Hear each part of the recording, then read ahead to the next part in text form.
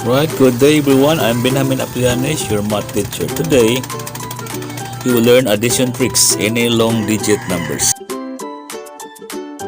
Right, in this video, you will learn how to add manually without using a calculator.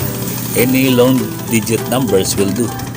Right, shall we start with example number 1? The givens are 34 plus 256 plus 368 plus 969 plus 134 plus 456 plus 26 plus 23.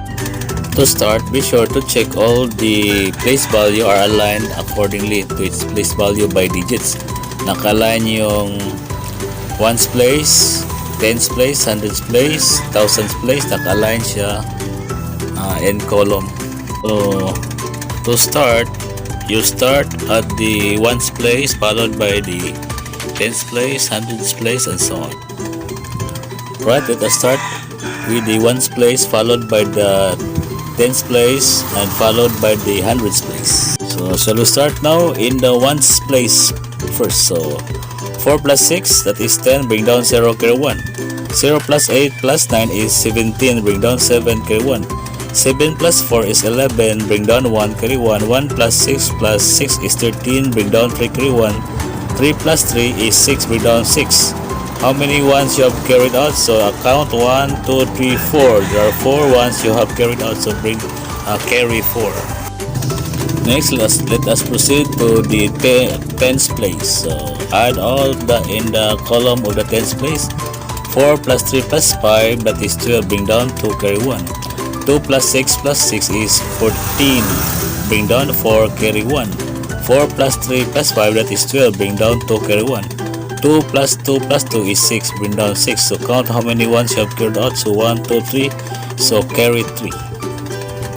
Next, let us proceed to the hundreds place. 3 plus 2 plus 3 plus 9 is 17, bring down 7, carry 1.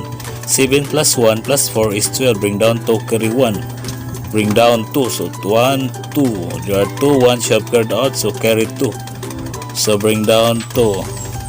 So therefore, the sum of 34 plus 256 plus 368 plus 969 plus 134 plus 456 plus 26 plus 23 is equal now to 2266.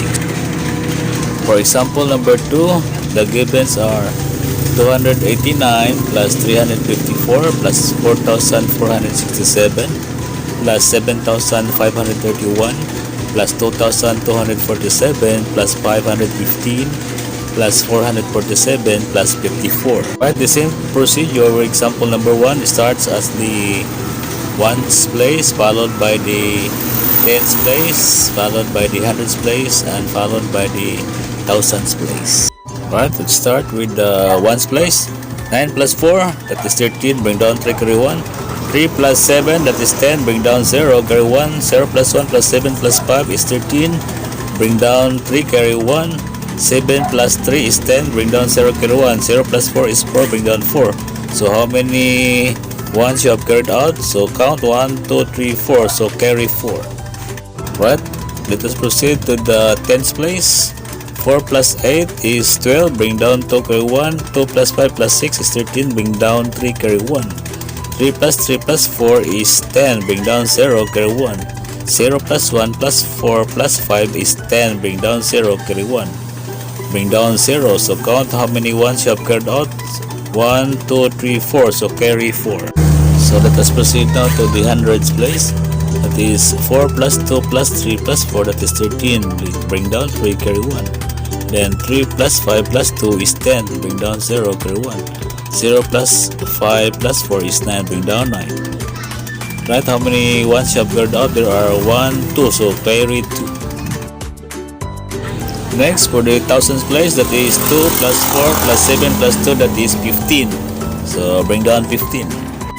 So therefore, the sum of 289 plus 354 plus 4,467 plus 7,531 plus 2,247 plus 515 plus 447 plus 54 is equal now to 15,904. Right? Take note that you can only master this technique if you constantly practice. Right, that's all for now. Thank you for watching. Please don't forget to subscribe, like, and share. Thank you.